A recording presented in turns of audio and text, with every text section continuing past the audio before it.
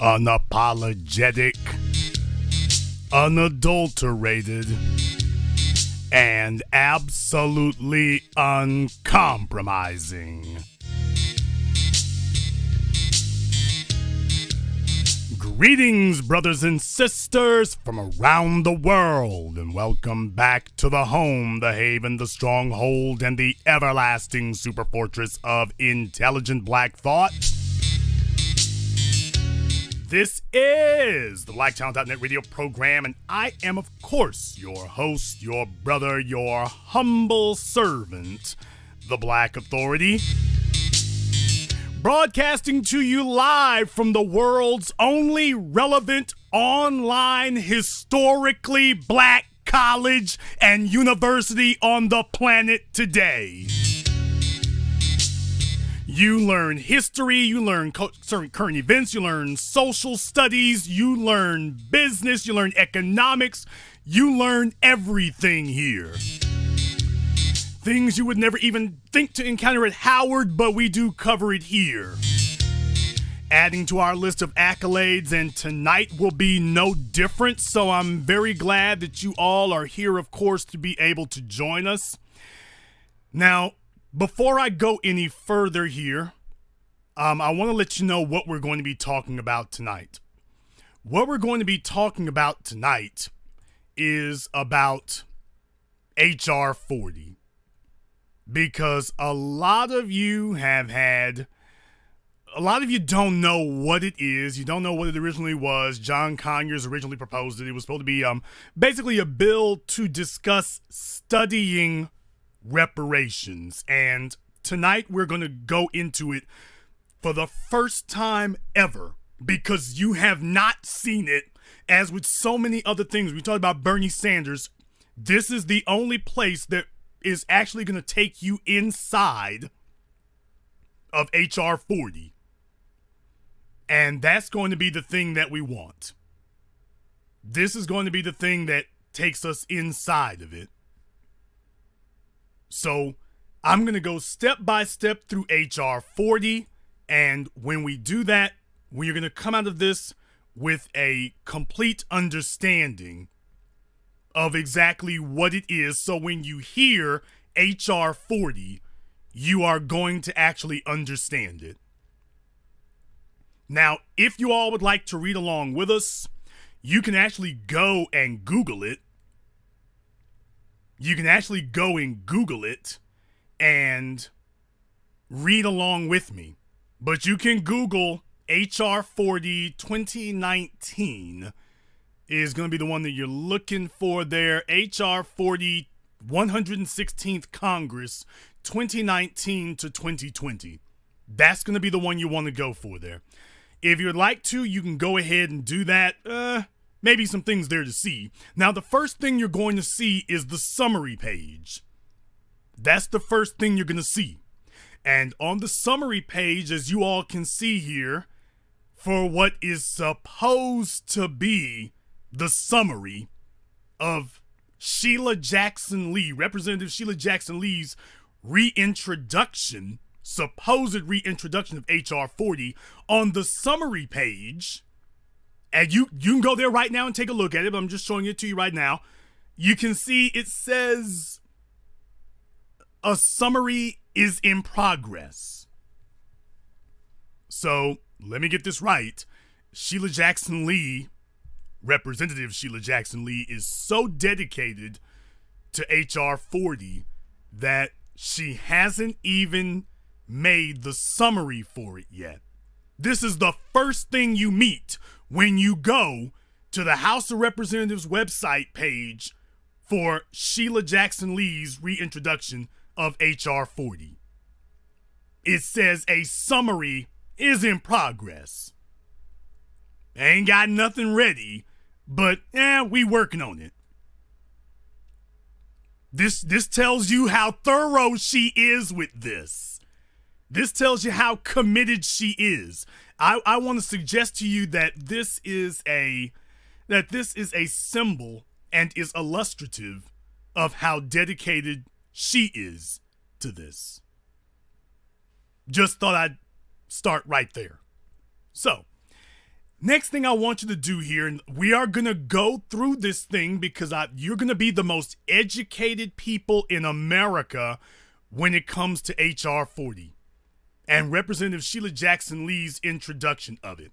Now, what you can do is right next to summary, since there is nothing in the summary, you can take a look, click on where it says text 1, that's the tab right next to the right of summary, and it takes you to the page that you're looking at on your screen right now, where it starts to show you the text of HR 40.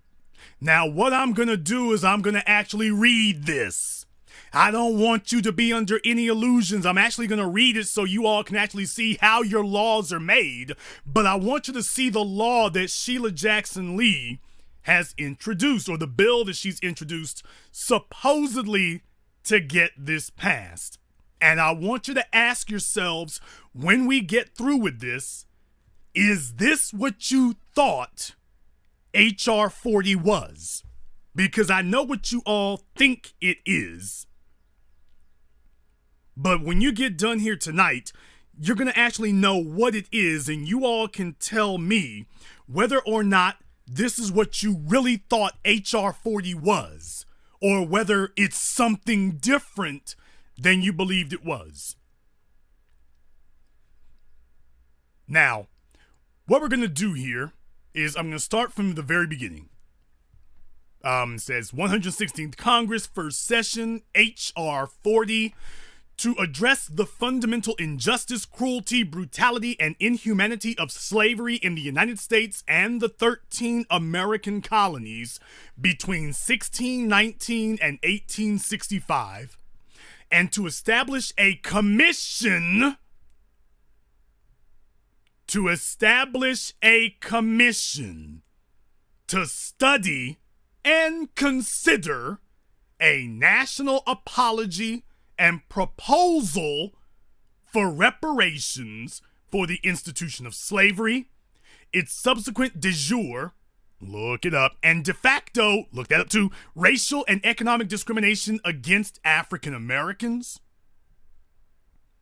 and the impact of these forces on living African Americans, to make recommendations to the Congress on appropriate remedies and for other purposes. Now it says in the House of Representatives, it has Ms. Jackson Lee for herself, Mr. Serrano, Mr. Cohen, Mr. Conham, me, Mr. Meeks, Ms. Moore, Ms. J. Powell. You can read the list of names on there. But I would more want to point you to the list of names you don't see. But anyway, next section here says a bill. And it has the same paragraph I just read. Section 1, short title. We'll skip past that part. Well, no, let's not skip past that. Section 1, short title. This act may be cited as the, quote, Commission to Study and Develop Reparation Proposals for African Americans Act. So Section 1, right off the bat, is telling you that this act should be called or considered, quote, Commission to Study and Develop Reparation Proposals for African Americans Act. So, did you all think that this was what HR 40 was? Did you all think that HR 40 actually said that there should be reparations for us? Or did you all think that what you see on this screen was what you were really looking for? That HR 40 is for the purposes of setting up a, quote, commission in order to, quote, study if we should get reparations, and to just provide general proposals, but to not actually say you should get anything or what you should get. I want you to understand that. Is this what you thought HR 40 was? How many of you haven't even read this thing because you can't be bothered and you figured you wouldn't understand it? It took me 5 seconds to explain it to you. It's right there. This is for the establishment of a commission to study, and it says the name of the act is Commission to Study. It says Commission to Study. That's it. Nothing else. So even if you get this passed, the only thing that you've passed is for a commission to take a look and tell you, yep, they should get reparations, or maybe not. Or we're still studying it. No, HR40 isn't slow to reparations. It's just not addressing it at all, truth be told. Now, the next section, section 2, is called Findings and Purpose. Now, listen to this part. It's really kind of germane, to be totally honest with you. It loops and winds, so I'm going to skip past certain parts here. But basically, it says A, findings. The Congress finds that, number 1, approximately 4 million Africans and their descendants were enslaved in the United States and colonies that became the United States from 1619 to 1865. 2, the institution of slavery. And by the way, please note that this doesn't include places like Hawaii. So if you're going to talk about melanated people, not slavery. I'm not bringing it up for slavery. I don't want it to get confusing. But by the way, you notice they stopped at 1865 on here. As far as chattel slavery was concerned, yeah, it addresses that. But just kind of interesting side thought there. Don't get sidetracked, but just consider how dates run. And then if you think about how long Hawaii has been part of the United States, dates start to become something very interesting when you think about it that way. Number 2, the institution of slavery was constitutionally and statutorily sanctioned by the government of the United States from 1789 through 1865. Number 3, the slavery that flourished in the United States constituted an immoral and inhumane deprivation of Africans' life, liberty, American citizenship rights, and cultural heritage, and denied them the fruits of their own labor. Number 4, a preponderance of scholarly, legal, community evidentiary documentation, and popular culture markers constitute the basis for inquiry into the ongoing effects of the institution of slavery and its legacy of persistent systemic structures of discrimination on living African Americans and society in the United States.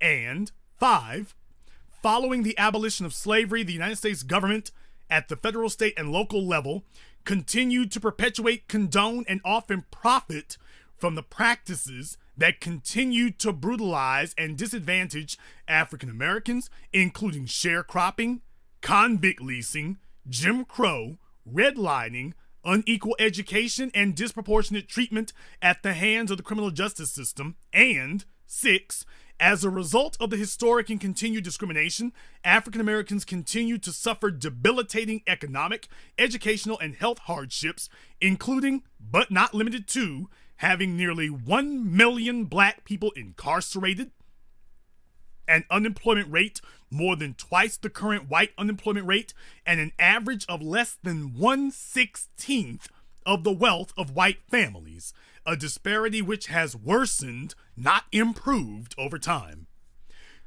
Part B, purpose. The purpose of this act is to establish a commission to study and develop reparation proposals for African Americans. Now, it's got more points under that, but in case you missed it the first time, it says in the findings and purposes, what does it say? It repeats itself that the purpose of this act is to study it.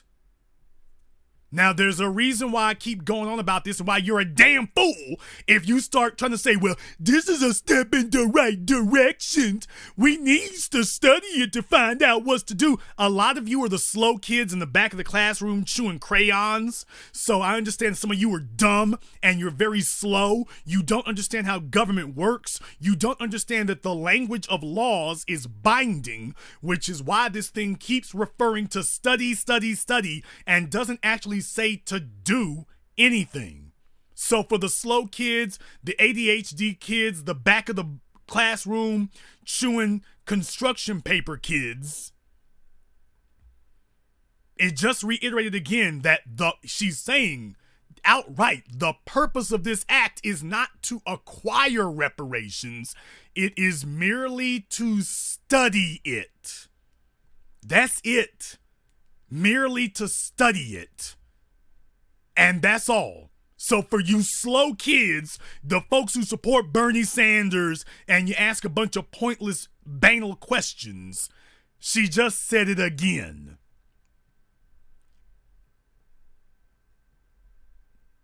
Now, here's what she says about the purpose of it.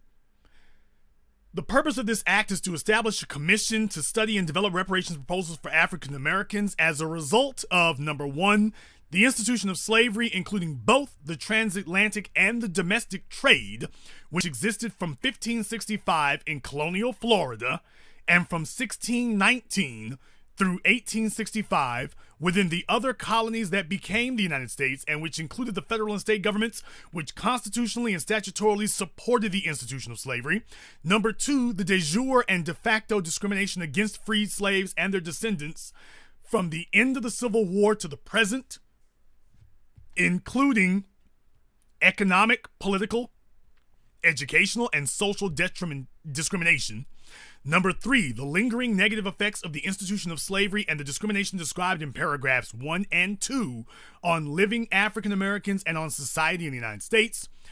Number four, the manner in which textual and digital instructional resources and technologies are being used to deny the inhumanity of slavery and the crime against humanity of people of African descent in the United States. Now, that section I just read actually is a good one.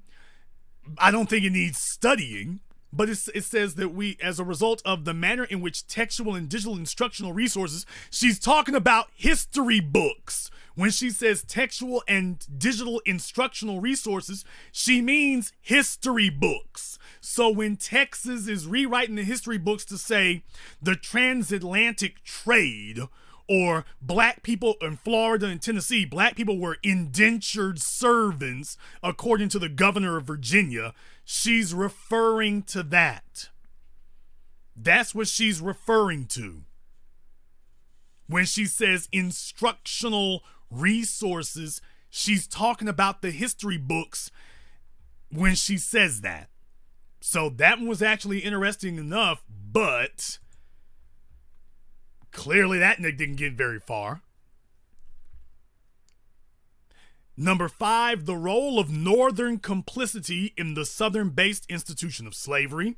Number six, the direct benefits to societal institutions, public and private, including higher education, corporations, religious and associational.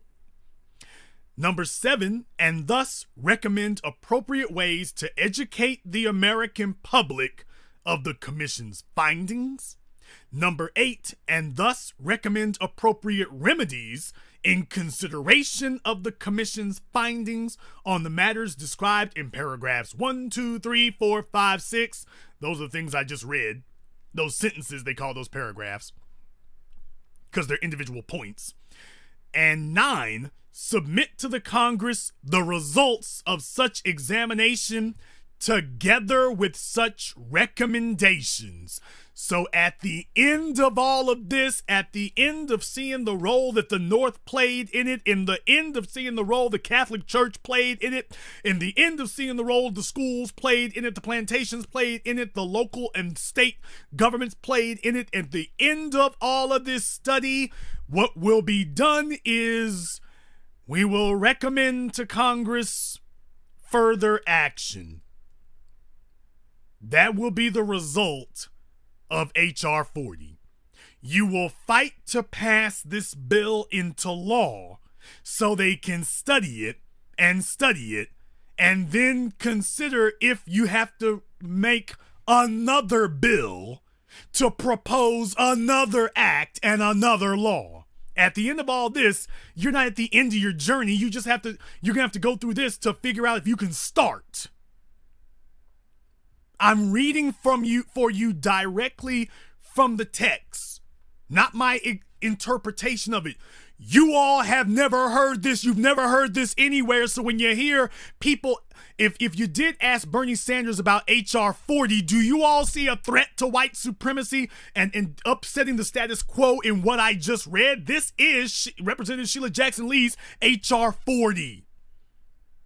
I'm reading directly from it. Do you see the end of an era? Do you see the final end of the damages of slavery? Do you see that in what I just read? So we're going to study it to validate what we already know. And then we're going to hand it off to Congress and say, yep, we sure was right. And you should do something about it. I'm reading for you directly from the text. And you tell me if it sounds like we're getting anywhere. 'Cause it doesn't to me. Now, the next thing I want to read for you here, and this part's kind of important. This is section 3. And there's a reason why this part is important, because this part, you just read they're going to set up a commission. Now it's time for you to find out the, quote, establishment and duties, and really this translates to the powers of the commission. What powers do they have?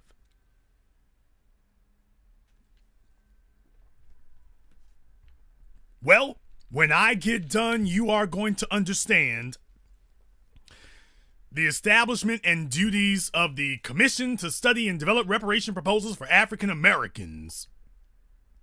That's A. B is the duties. Now what it states, the commission shall perform the following duties. Number 1, identify, compile, and synthesize the relevant corpus, for those of you who don't know your Latin, body or numbers of texts. So it's literally body, but mass of texts of evidentiary documentation of the institution of slavery which existed within the United States and the colonies that became the United States from 1619 through 1965.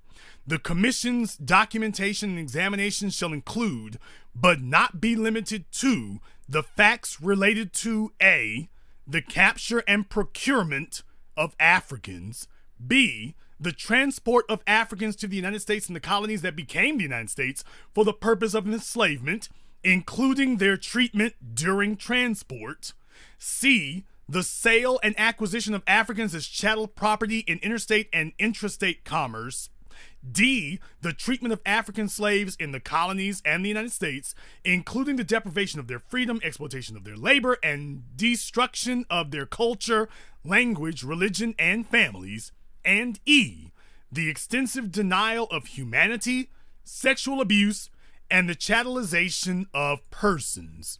So far, like I say, this might seem like it's really going in a good direction for you here. It might seem that it's going that way, but man, oh man, this is really something for you to think about here. That we really need to have a text. We really need to have a study of it. I mean, we're really going to have to gather together a study for this part. We're not just taking this as being a fact. We got to study this part. According to them, yeah, we do. Now that was section 1 of their duties.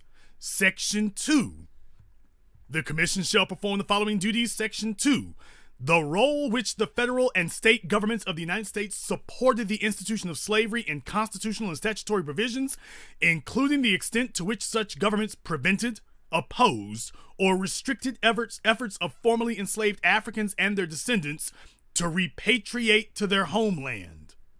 3, the federal and state laws that discriminated against formerly enslaved Africans and their descendants who were deemed United States citizens from 1868 to the present. 4. The other forms of discrimination in the public and private sectors against freed African slaves and their descendants who were deemed United States citizens from 1868 to present, including redlining, educational funding discrepancies, and predatory financial practices. 5. The lingering negative effects of the institution of slavery and the matters described in paragraphs 1, 2, 3, 4, 5, and 6 on living African Americans and on society in the United States. 6. Recommend appropriate ways to educate the American public on the Commission's findings. 7. Recommend appropriate remedies in consideration of the Commission's findings on the matters described in paragraphs 1, 2, 3, 4, 5, and 6. In making such recommendations, the Commission shall address, among other issues, the following questions. A. How such recommendations comport with international standards of remedy for wrongs and injuries caused by the state that include full reparations and special measures as understood by various relevant international protocols, laws, and findings. B. How the government of the United States will offer a formal apology on behalf of the people of the United States for the perpetration of gross human rights violations and crimes against humanity on African slaves and their descendants. C. How federal laws and policies that continue to disproportionately and negatively affect African Americans as a group and those that perpetuate the lingering effects materially and psychosocial can be eliminated. I'm saying it the way they put it on here, psychosocial. How the injuries resulting from matters described in paragraphs 1, 2, 3, 4, 5, and 6 can be reversed and provide appropriate policies, programs, projects, and recommendations for the purpose of reversing the injuries. Now, let me read that part again so you get this. How the injuries resulting from matters described in the previous text can be reversed and provide appropriate policies, programs, projects, and recommendations for the purpose of reversing the injuries. E. How, in consideration of the Commission's findings, any form of compensation to the descendants of enslaved African is calculated. So, let me read it again so you know I didn't speed over it. How, in consideration of the Commission's findings, any form of compensation to the descendants of enslaved African, it says African, but I will read it correctly, Africans, is calculated. How any form of compensation to the descendants of enslaved Africans is calculated. Brothers and sisters, I read that sentence right there as a poison pill. I read that sentence as a poison pill. Any form of calculation? How any form of reparations is calculated? Well, that seems to open the door to say, well, food stamps was reparations. Welfare was reparations. No, that was a public program for all Americans. That wasn't for Africans. Everybody was getting help, and we shouldn't have been getting help in the first place. People, if they tell you that welfare is recommendations, you tell them, no, it's not. That's like telling me you burned down my house, and so you're going to give me $50 a month for the next 5 years after you burn down my house. I need my house back. I don't need $50 a month, and $50 a month is not going to get my house back. So don't let people sit up here and fool you. That sentence that she just said there, any form of reparations is calculated. No, cut the damn check. If you all want to know why I've been so hard body on them about this stuff, you wouldn't end up with a sentence like that if your priority and your definition of reparations was cut the check. When your definition of reparations is cut the check, then we're not discussing, quote, any form of reparations. We are discussing the amount of the check for reparations. So do you all see why I went ultra hard on this? I want this to find its way into the vocabulary. just like socioeconomics, just like ADOS, just like reparations. I want cut the check. When we discuss reparations, it is defined in 3 words. Cut the check. Because when you let them steer you off and detour you off into, quote, any form of reparations, you're going to end up with nothing, and they're going to tell you, well, this is compensation. We let you go to college. This is compensation. We gave you access to Yale, where we stack the deck against you before you get there. No, cut the check. When you demand that they cut the check, all this other bull jive talk they bringing at you, you don't have to listen to any of it because none of that matters. Cut the check. I want to measure. I want to measure what you've done. I need to be able to measure this. Where does that come from? Now, I'm reading directly from Representative Sheila Jackson Lee's HR40 that you all were doing backflips about, talking about, hey, Representative Lee has brought back HR40. Did you actually read the damn thing to see what she was, quote, bringing back? Did you actually read it? No. Tonight's the first time any of you have actually heard what's in this thing. Now, point E was where she said how any form of compensation, which includes non-monetary, any form of compensation, which will include non-monetary, and when they get done with us, it'll be completely non-monetary. How any form of compensation to the descendants of enslaved Africans is calculated. F, what form of compensation should be awarded, through what instrumentalities, and who should be eligible for such compensation.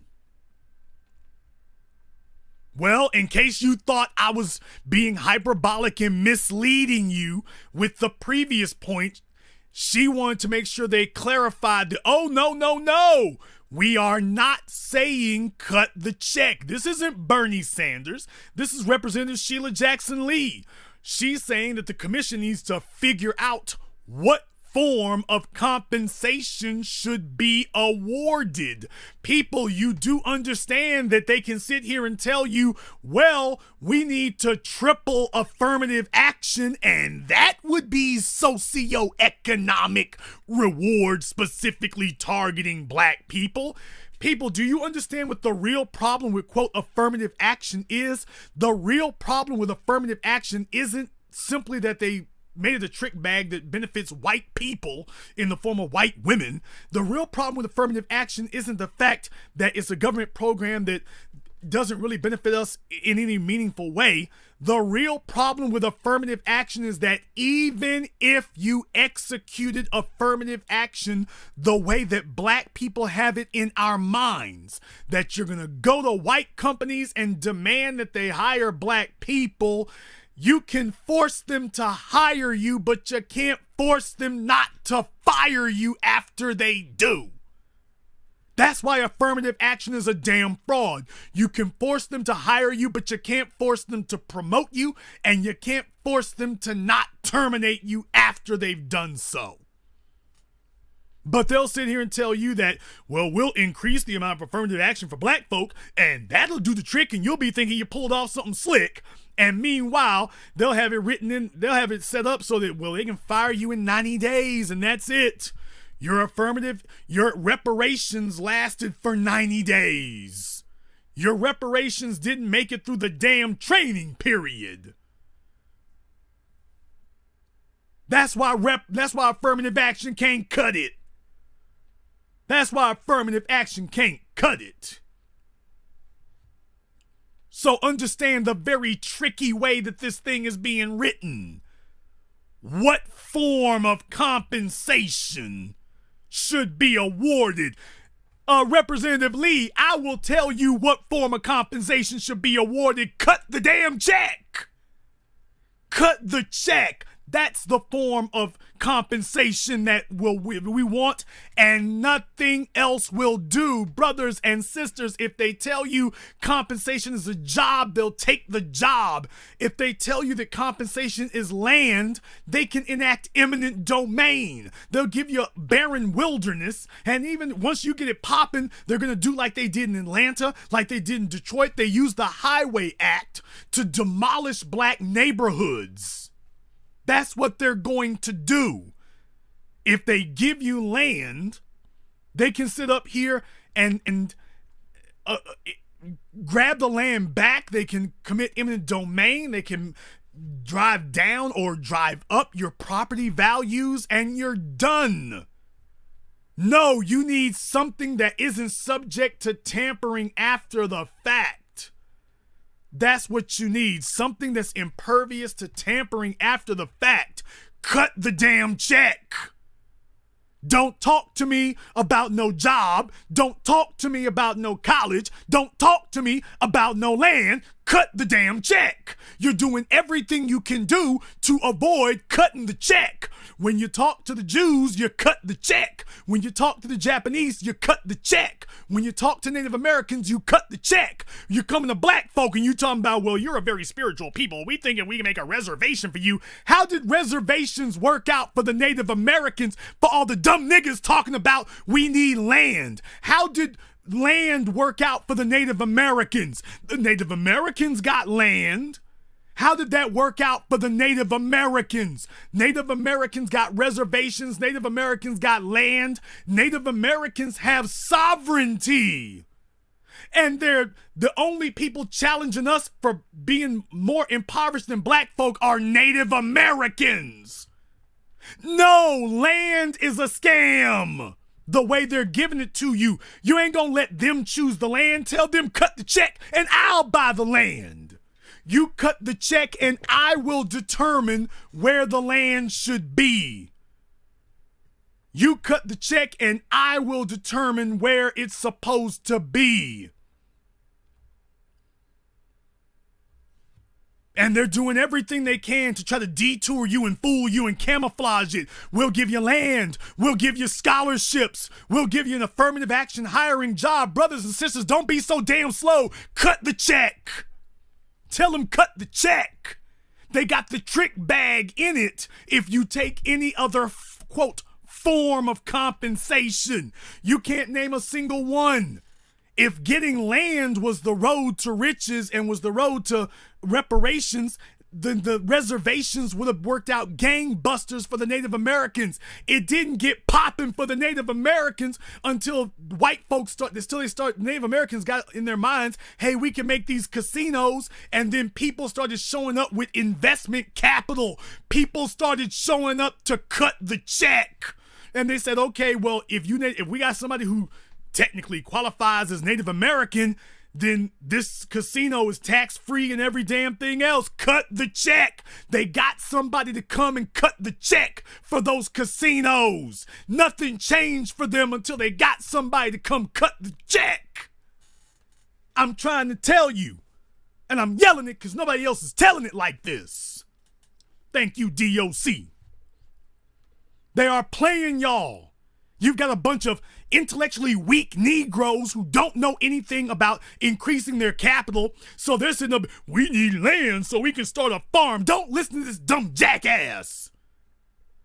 Tell them cut the check, and if purchasing land is the best decision, then we will do that. And if going to college is the best decision, we'll buy that. And if investing in real estate is the best decision, we'll buy that. And if going to church is the best investment, we'll buy that.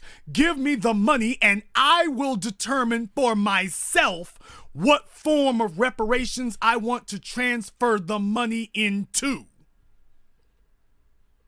You cut the check and I will determine what form of reparations. Don't you come to me telling me you've determined what form of reparations I should get. No. No, hell no. Brothers and sisters, don't fall for this stuff. Look at the verbiage in here. What form of reparations? It didn't say how much money, what form we should get. They're going to be talking about scholarships. They're going to be talking about affirmative action. They're going to be talking about appointments. And you're going to look up in a year and all of it will be gone with absolutely nothing to show for anybody. No, cut the check. Cut the check. Don't talk to me about nothing else. Cut that check. I'm reading for you HR40 so you all can see, brothers and sisters, it's cut the check or die. It's cut the check or die. Nothing else is going to work. Nothing else is going to do. The trick bag is already in. If you take land, if you take jobs, if you take scholarships, the trick bag is already in. Cut the damn check. Ain't settling for no substitutes. Cut the check. Cut the check.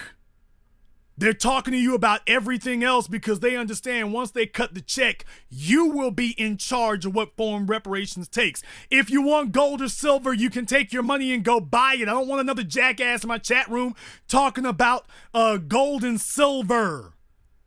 No. Don't come to me talking about the government wants to give me gold and silver. Because throughout history, paper currency has outperformed it. Regular investments have outperformed it. No, bring me the money, and if you dumb enough to go buy gold and silver, well, you can go ahead and do that. Bring me the money. I'll go buy gold and silver. I'll go buy land. You choose however you want to transfer that. If you want to take your check and convert it into gold and silver, you hop on your horse and you go right ahead. Cut the check.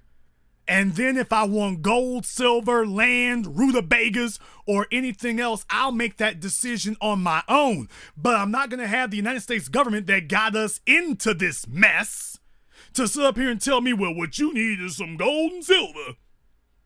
These are the damn farm Negroes. The Negroes talk about buying a farm. I want my reparations. We really need to make us a farm. These are these out-of-touch, brain-fried, crack baby, lead pipe baby Negroes who got a smartphone and can text online. Cut the damn check. Don't bring me no crops. Don't bring me no seeds. Don't bring me any scholarships. Don't bring me any affirmative action. Break my bread. Break my bread. That is it. Break my bread. No baby bonds, no toddler bonds, no kindergarten bonds. Break my bread. I'm not gonna let you sit up here and run that con job anymore. Break my bread. Cut the check. And I'll determine what it's gonna turn into after that. I'm taking the power out of your hands. The power's not in your hands. I'm taking the power out of it. Cut the check. So Representative Sheila Jackson Lee is talking that Bernie Sanders stuff. Remember, Bernie Sanders said, what is reparations? When Charlemagne said a cash payment, Bernie Sanders, well, what is that? All of a sudden, he played dumb. Well, Sheila Jackson Lee's bill is doing the same thing, playing dumb. Now, letter G on section 3 says, how, in consideration of the commission's findings, any other forms of rehabilitation or restitution to African descendants is warranted, and what the form and scope of those measures should take. Part C is report to Congress. The commission shall submit a written report of its findings and recommendations to the Congress no later than the date, which is 1 year after the date of the first meeting of the commission held pursuant to Section 4C. Section 4, in case you're wondering, what's Section 4C? Section 4 is membership, number, and appointment. The commission shall be composed of 13 members who shall be appointed within 90 days after the date of enactment of this act as follows. A, 3 members shall be appointed by the president. OMG. So Sheila Jackson Lee says the members of the commission should be 13 people, 3 of which should be appointed by the President of the United States. Now, brothers and sisters, I want you to visualize this for a moment. President Donald Trump is in charge of choosing 3 of the members of the commission. So he's going to appoint Omarosa, Ben Carson, and Stacey Dash. He's going to appoint Larry Elder, or whoever that big juicy nigga is from Fox Business. Now, I want you all to think about there for a moment. She literally just told you that her plan, this is the plan for her version of HR40, is that the president, now brothers and sisters, it's scary to think that Donald Trump could choose 3 of those people, but I want to tell you a name far scarier than Donald Trump. I want to tell you a name far more frightening than Donald Trump to pick 3 members of the Reparations Commission. Do you know a president far more dangerous and scary than Donald Trump? Barack Obama. So you get another Barack Obama, you get a Kamala Harris. Can you all imagine President Kamala Harris with the ability to choose 3 of the people on the commission? Can you all imagine President Cory Booker with the ability to choose 3 of the people on the commission? Yeah, you're going to have Sheriff David Clark and Clarence Thomas. No, that's not the worst thing. How about Valerie Jarrett being on your commission? How about Eric Holder being on your reparations commission? How about that? You all aren't thinking about this the correct way. What about Valerie Jarrett on your reparations commission? What about Eric Holder on your reparations commission? You all are thinking about this the wrong way. What about John Lewis? How about Representative John Lewis being on your reparations commission? How about President Bernie Sanders chooses Representative James Clyburn to be on your reparations commission? Had you all thought Donald Trump was the worst possibility? Yeah, how about President Kamala Harris appoints Bill Clinton or Hillary Clinton? See, you all thought the worst would be Republicans. We've suffered the worst with Democrats because you were trusting that they wouldn't do what Republicans did, and they did all the things Republicans did and more. And we just sat there waiting for them to stop. Yeah, you didn't think about that like that. You're scared of Donald Trump, but think about what would happen if you had a President Kamala Harris, a President Cory Booker. Who would they select to be on your reparations committee? Yeah, you all thought that it needed to be some right-wing Fox puppet. What about the left-wing Democrat puppets? What about them? What about them? What if you have a President Cory Booker who grabs Rosario Dawson or Alexandria Ocasio-Cortez? Well, don't worry, they're minorities like us. You know, they'll look out for us. Yeah, you could end up with an Angela Rye. Yeah, Loretta Lynch, Roland Martin, Jamila Lemieux. What's his name? That jackass. Ta-Nehisi Coates. Yeah, could you imagine that? They're going to say that Ta-Nehisi Coates should be on the Reparations Commission because he wrote an article about reparations. You do realize that can happen, right? And Ta-Nehisi Coates will be on the damn reparations commission talking about how we need to discuss the plight of LGBT. That's what we need to do. A reparations commission, it ain't right for us to just talk about black folks now. We need to discuss how slavery affected the LGBT community. Well, let's talk about those slave masters, those homosexual slave masters who were violating black male slaves. No, we don't want to talk about that there. I want to talk about me and my friends. So yeah, if you thought the worst that could happen is Donald Trump become president and choose who's on the commission, you're not thinking through this thing. Now, these are the recommendations by Representative Sheila Jackson Lee in HR40 that all of you have been doing backflips and saying, yeah, this was a victory that somebody is submitting this at this crucial hour, but I want you to see exactly what it is that's being submitted. And when you read the text of it, you realize, whoa, this ain't so good. So first, Representative Lee says there should be 13 people on the commission. 3 of those 13 should be appointed by the president. 3 shall be appointed by the Speaker of the House of Representatives, not the House of Representatives, but the Speaker of the House of Representatives. C, 1 member, 1 shall be appointed by the President pro tempore of the Senate.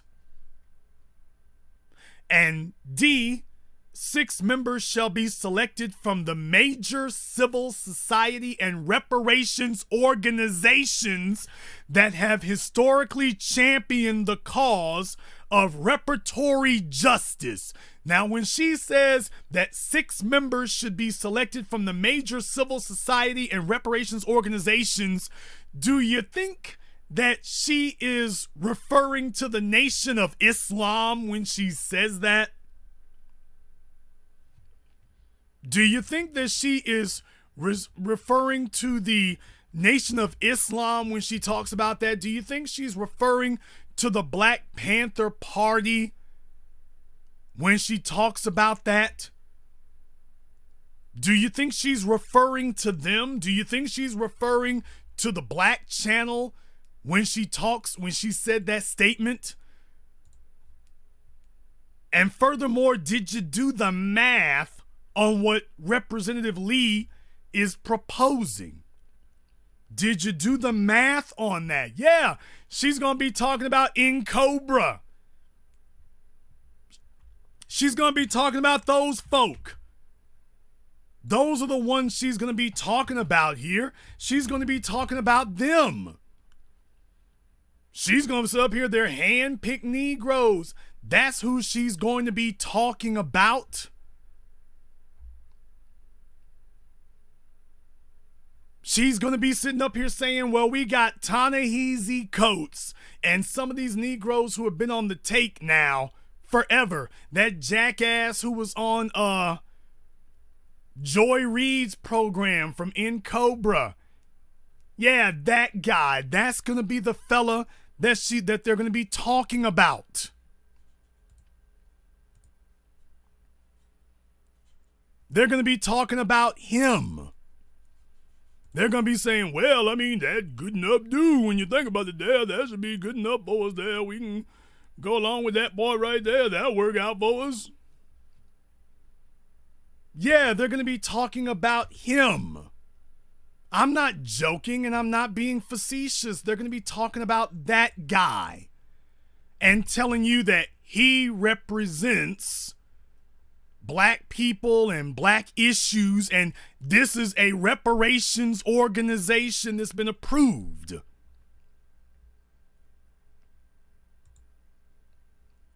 That's what they're going to tell you.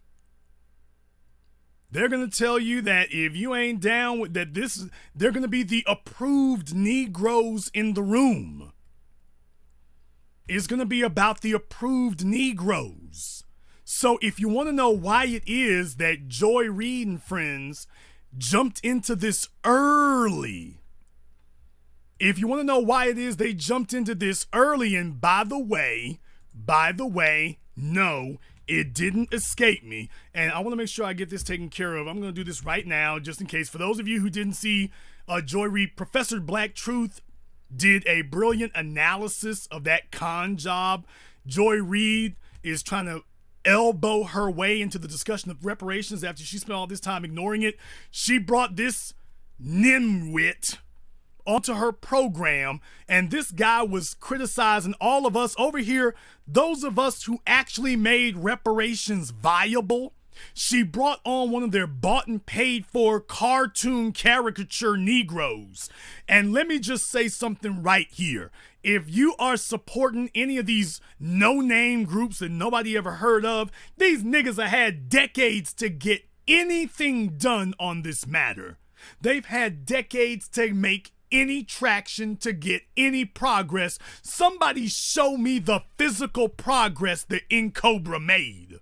Somebody show me the physical progress that they made at any time. Show me where they put the issue front and center. Right now, you got presidential candidates discussing reparations. Whether they say yes or no, they're being asked at debates by the moderators. They're being asked in interviews by the interviewers. So these folk couldn't even get reparations on a damn postage card, and they're gonna jump up at the 11th hour after we put it on the front burner and we got it made an issue and tell us that our way doesn't work? You banana looking Negro, you ain't made no damn progress in all this time. You got a little organization where the white folks break you off a little old poverty nonprofit check. And you're going to come try to tell those of us who got this made an issue over the matter of a couple of years, you've had a couple of decades, ain't did a damn thing except buy funny ass looking clothes and do the damn Wakanda salute, and you're going to sit up here and tell us that you are a reparations organization? Nigga, what battles have you won? Who in the hell are you? I don't even know your name. Who the hell are you? Who is he? Somebody tell me the battles that he's won. Someone tell me the battles that Cobra has won. Joy Reid had to pull them out of mothballs because nobody knew who they were. So you all have to understand, they've got all these sleeper cell, bought and paid for Negroes who are living paycheck to paycheck from white mommy and white daddy. And when they need them, they come pluck them out. And they're going to tell you that this guy is one of the civil historical reparations organizations. None of us even know who the hell he is. None of us know who the hell he is. He's dressed like a damn curtain. But you're going to tell me that this guy represents the reparations movement? Tell me what he's gotten done. Tell me what he got done. Don't tell me his name. Tell me what he's gotten done. Tell me what progress he's gained. Show me the battles he's won. Show me the progress he supposedly made, other than sitting around and saying we need reparations. But when he talked to Joy Reid, he sat there telling her that we don't need reparations. That reparations is whatever you want to define it as. So what they did was they found some low-level special ed Negro who looks like he used to sniff glue. He's got no job prospects, and he's just a perpetual beggar. And they yanked him out of obscurity to tell you all, this is your representative for reparations. Brothers and sisters, this is the study that Representative Sheila Jackson Lee is talking about.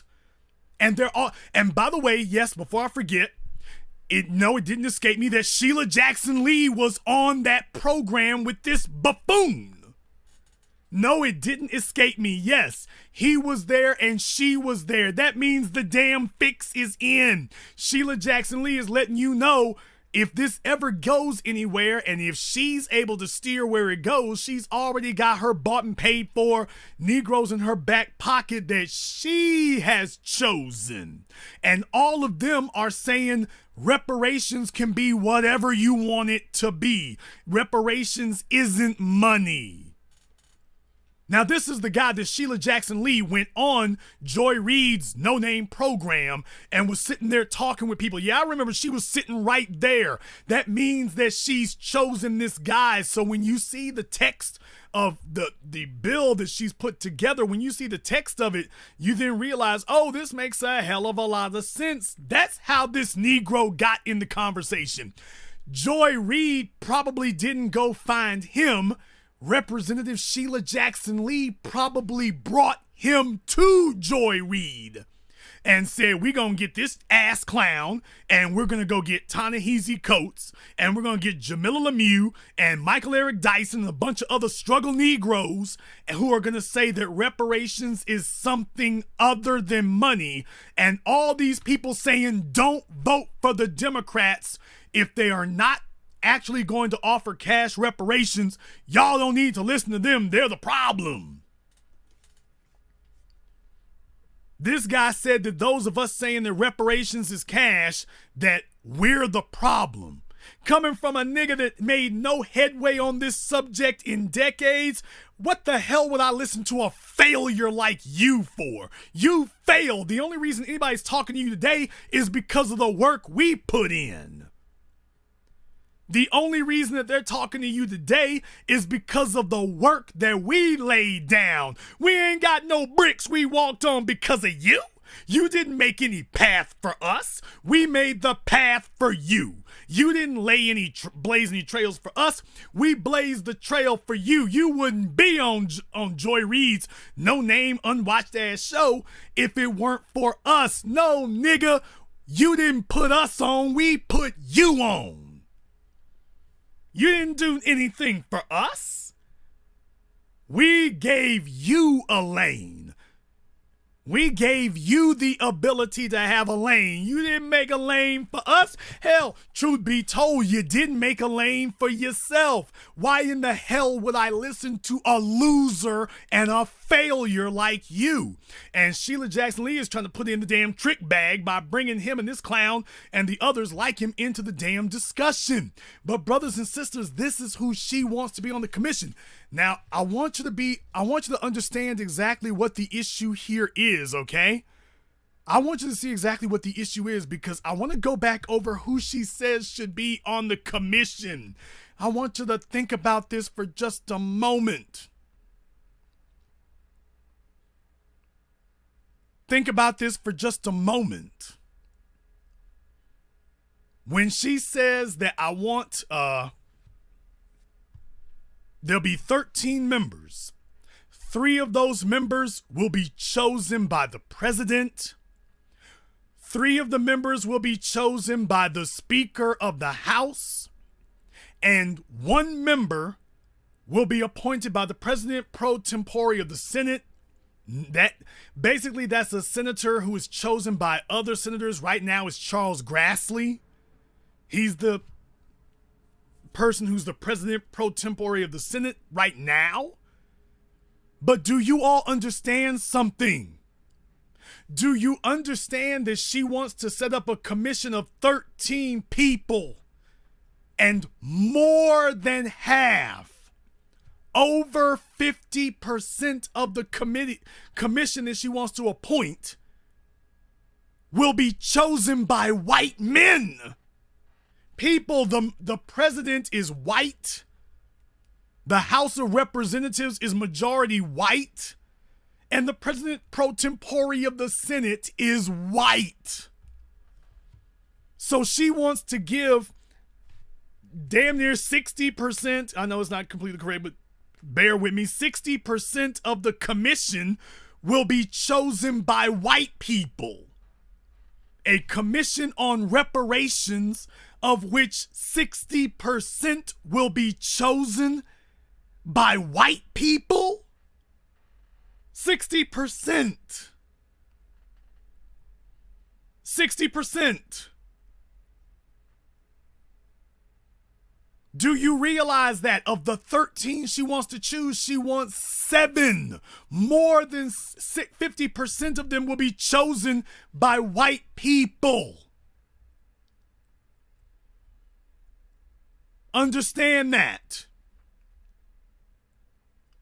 60%.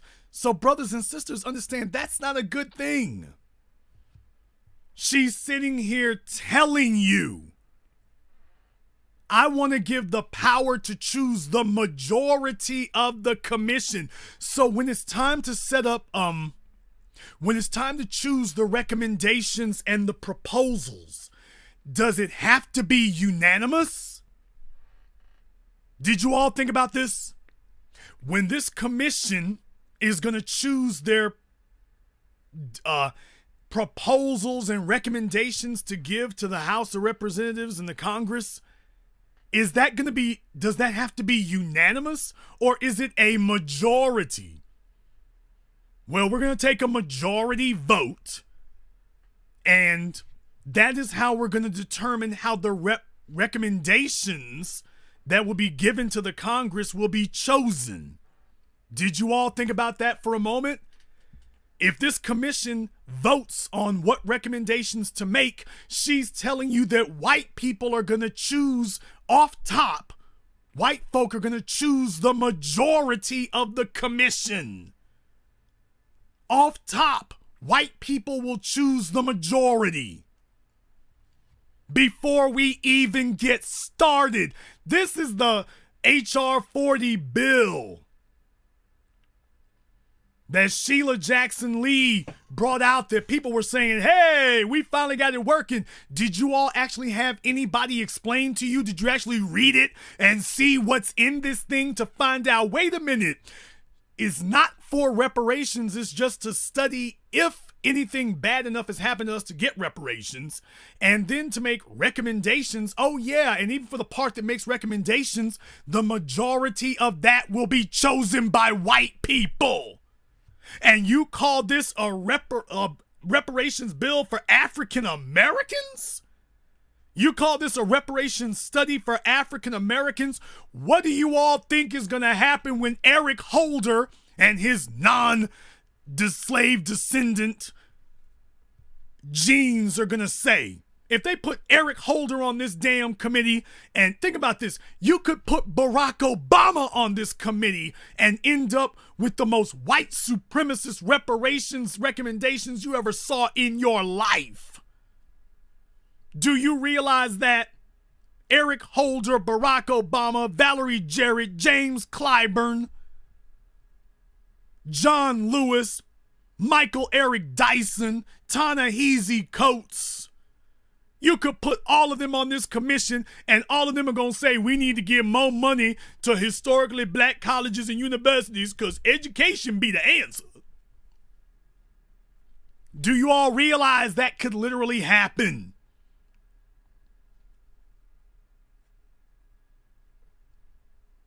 So before your friends go doing backflips, now you all have been properly educated about what the hell is actually in this thing. Yes, even Colin Powell, you got a bunch of Negroes who are not the descendants of slaves who could end up on a commission to determine what should be done for the descendants of slaves. Did you realize that? A bunch of people who have outright animosity towards the descendants of slaves could be given the authority to make the recommendations for what should be given to the descendants of slaves. A bunch of people with non-slave roots. A bunch of people who have already expressed their animosity and their disdain for us. Well, this is what Representative Sheila Jackson Lee is submitting. This is what she's offering.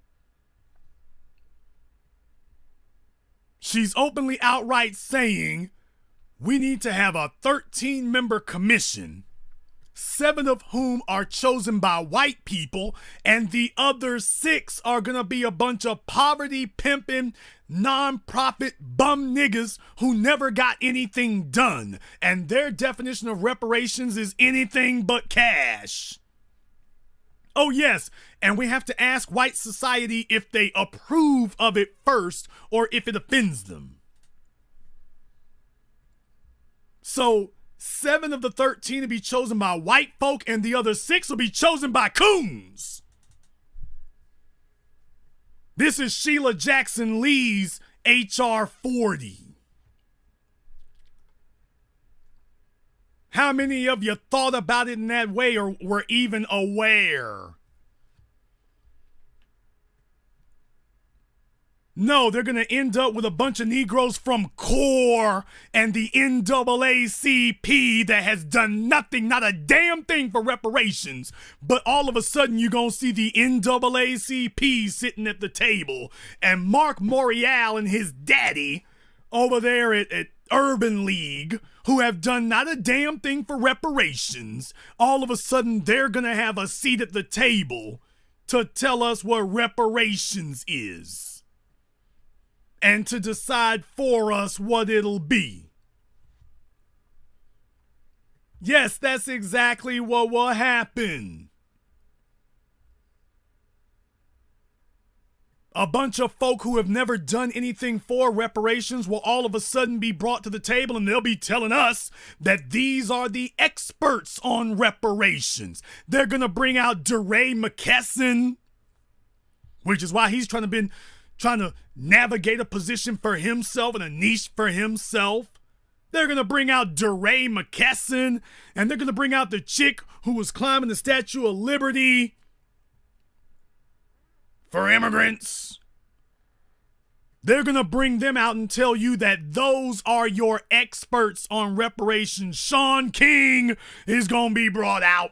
They're going to bring out Shaun King and tell you, here is your representative on the commission for reparations. I'm not even joking about what I'm saying, people. If it's not Shaun King, it'll be some substitute for him. I'm not even joking. I'm not being facetious. I'm serious. No, it might not be him. Would you feel better if it was Harold Ford Jr.? You think that's going to go better? You think Angela Rye is going to go better? You think if you choose them, it'll go better? No, all of a sudden, a bunch of people who never said a damn thing about reparations will all of a sudden be brought in and you'll be told these are your experts on the subject. That's why I'm saying kill this damn thing in his crib. Don't let it get that far along. Kill it now. Now, just when you thought this thing couldn't get worse, just when you thought it was as bad as it could be, you get to number 2 under the section 4 of the membership of the commission. Number 2, all members of the commission shall be persons who are especially qualified to serve on the commission by virtue of their education, training, activism, or experience, particularly in the field of African American studies and repertory justice. Brothers and sisters, do you realize how many of your professors at your so-called historically black colleges and universities are white? Do you all know that? Do you all realize how many of your so-called African studies professors at your historically black colleges and universities are white? Did you all know that? Are you thinking this through? Most of you don't realize that, except for those of you who are at these places. Do you realize how many of the, quote, African studies professors are white? Hell, even in your high schools. And she's telling you we're going to go get some African studies professors. And when they talk about repertory justice, I don't know who you're going to choose for that. Morris Dees? Yeah, Tim Wise. We're going to choose them. You're going to bring out Morris Dees to tell us what justice, repertory justice for black folks should be. After all, if they've been talking about it for a while, then that's what qualifies them, right?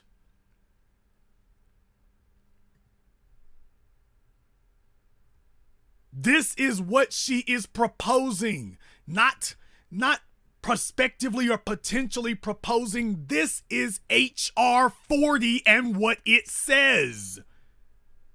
You're going to end up with Sheena Howard. Professor Sheena Howard, who was on my program telling us that it's not about race and she didn't like to use the term white supremacy. They're going to bring her in. Watch. Or somebody like her.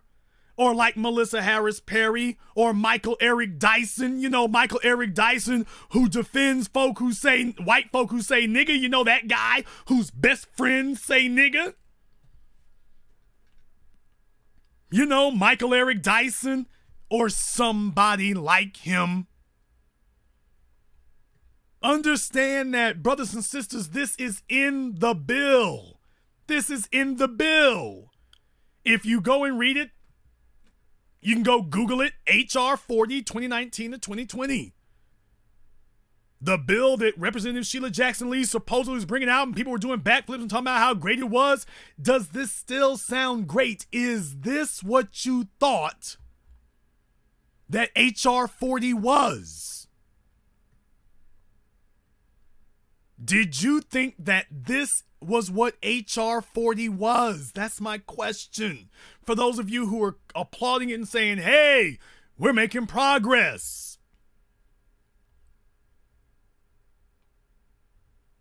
Is this what you thought HR40 was when you all were sharing it and talking about, hey, this is great? Is this what you thought it was?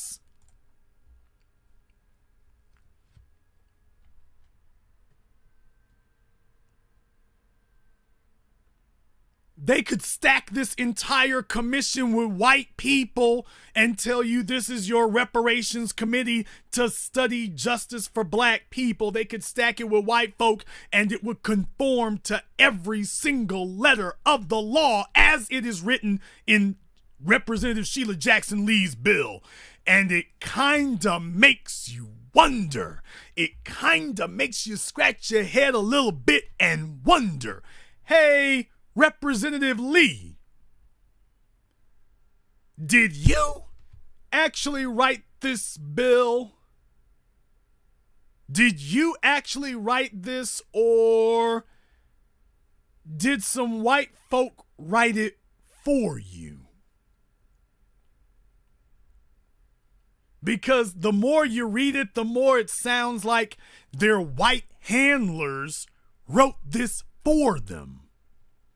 And said, oh, don't worry, them niggas won't actually read this.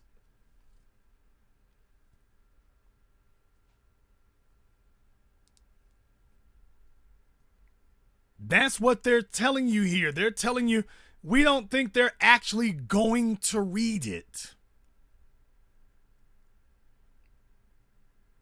And since we're not worried about whether or not they're actually going to read it, let's see if we can sneak this by them. They got all excited before. They started talking about HR40 before. Let's see if we can slide this on by them and sneak it on by them. I wonder if Lily Adams had a hand in writing this. I wonder if she had a hand in writing it. But this sure doesn't sound like what any sensible black person would have written. Next is part B of this that says terms. The term of office for members shall be for the life of the commission. A vacancy in the commission shall not affect the powers of the commission and shall be filled in the same manner in which the original appointment was made. C. First meeting. The president shall call the first meeting of the commission within 120 days after the date of the enactment of this act, or within 30 days after the date on which legislation is enacted, making appropriations to carry out this act, whichever date is later. Whoa! Whoa! So the commission will not meet until either 120 days after the date of the enactment or within 30 days after the date on which they get appropriations. In other words, that the Congress gives them the budget to pay for their commission. Well, what if Mitch McConnell does like they did for the last Supreme Court appointment and just delays the commission's appropriations forever? Remember, Congress has, in the Constitution, what they call the power of the purse. Congress is who decides who gets a budget and for what. So if Congress never gives the commission a budget, if they never appropriate a budget for the commission, and she said whichever comes last, well, do you think Congress is going to approve a budget for you all within 4 months? That's not going to happen. So, but she's saying that they can't get started until they have a budget. So if Congress never appropriates funds to fund the commission, then that means the commission, even if it gets passed into law, will never get started. For those of you who don't know how to read a law and what this is really saying, if Congress never approves the money, the commission will never start. And we'll be here 50 damn years from now talking about, man, whatever happened to that reparations commission that we was talking about back in 2019? Whatever happened to it? What were they doing? Where are they at? And Sheila Jackson Lee will come to all of us and say, hey, I got the bill passed. It's the law. But those mean old Republicans, man, them mean old Republicans won't give us the funds to pay for our commission. So I need all of you to vote Democrat and keep voting Democrat and keep voting Democrat so we can get the funds to pay for our commission. And after you get a Barack Obama in office, he will tell you, I don't really think we need a commission. I don't think that's the best way to go. Or you get a Bernie Sanders, I think there are better ways than reparations. So you will have put Democrats back in office and they will still tell you no commission. For those of you who don't know how government works and don't know how this happens, she's saying they need Congress to approve funds to pay for the commission to do its work. And if Congress doesn't give it to them, they won't start doing it. So you could end up in a situation where you actually pass this thing and you're still not getting anything done.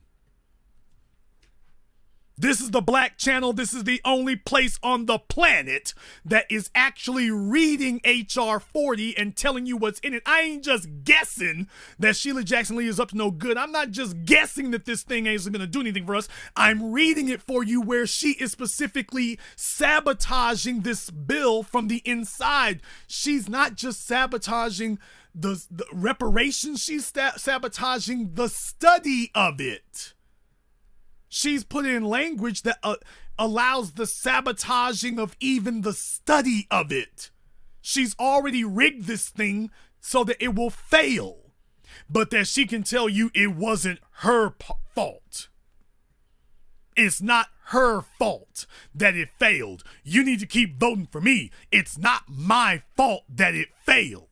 I told you we was going to pass it. We're so close. We're so close. You got to stick with us. We close. We close now. We close now.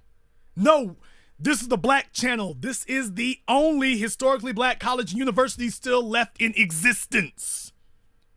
Because you've heard what you're hearing tonight nowhere else. You were just guessing what this bill said. If you all want to go call Sheila Jackson Lee's office and ask them about this bill, you can. They will validate every single thing I said in it. And what they're going to tell you is, well, it's a work in progress. No, it's not. The summary is a work in progress. This is the damn bill. And it's telling you, these are your black representatives saying that they've rigged the bill so it does nothing. Okay, now listen to this next part. D. This is for the first meeting. D, for a quorum. For those of you who don't know what a quorum means, that basically means calling the meeting to order. It says 7 members of the commission shall constitute a quorum, but a lesser number may hold hearings. Now, did you get that part? Did you get that part? Because you need to understand what the trick bag is about saying that 7 members constitute a quorum. Well, what that means, from what I just read there, that potentially can mean that if the 7 members chosen by the white folk decide to go forward with something, the 7 members have the power to make a decision that all 13 are held to. So even if your 6 who are not chosen by the white folk abstain or do not show up in protest, the 7 can still finish the work of the commission with no help at all from the 6. Did you get that? That math has come back to bite you on the ass now. They literally could sit here and have the 7 members hold a quorum and the 6 don't matter anymore. So you thought before maybe I was being a little conspiratorial and Jason, are you sure it's that bad? Yes, it's that bad. It's that bad. It's that bad. The 7 chosen by the whites can basically strong arm and overpower the 6 who aren't.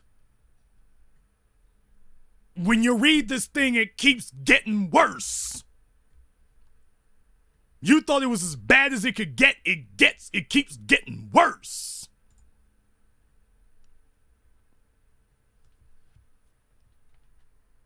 It goes on to say, chair and vice chair, the commission shall elect a chair and vice chair from among its members. The term of office of each shall be for the life of the commission. Compensation.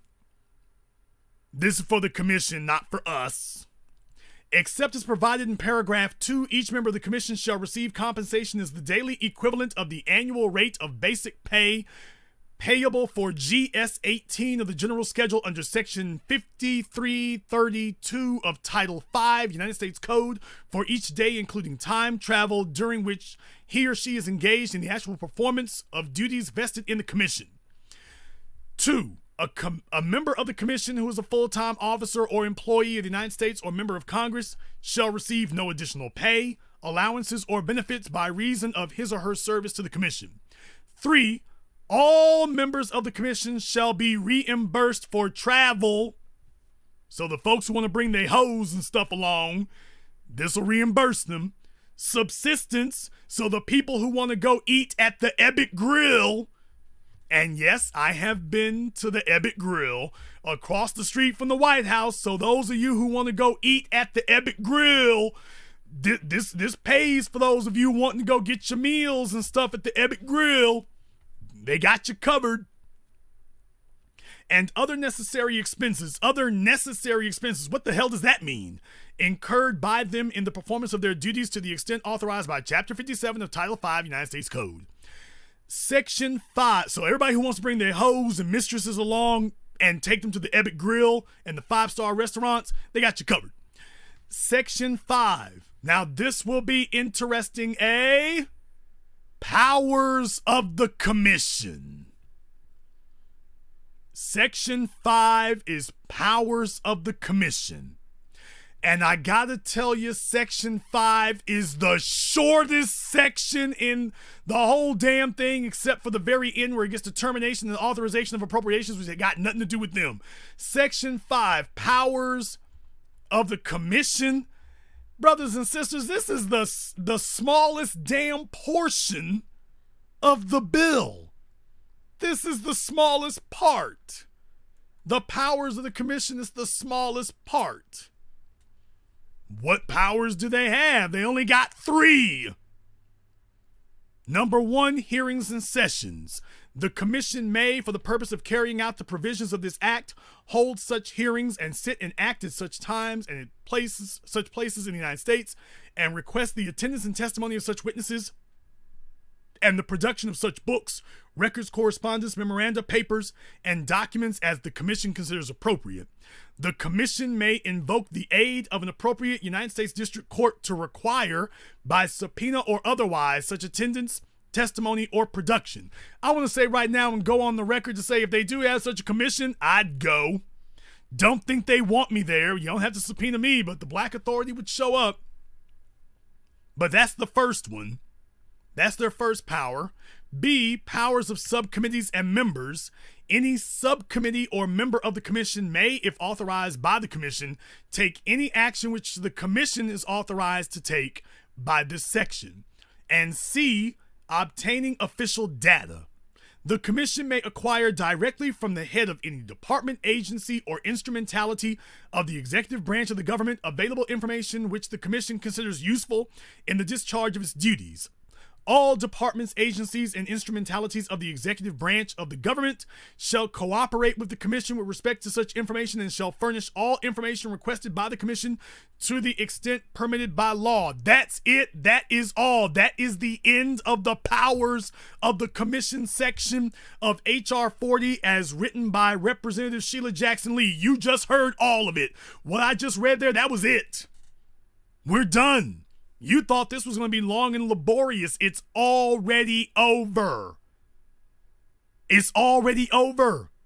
So the powers of the Commission are to subpoena people to testify and to get data from the executive branch of the government, and that's it.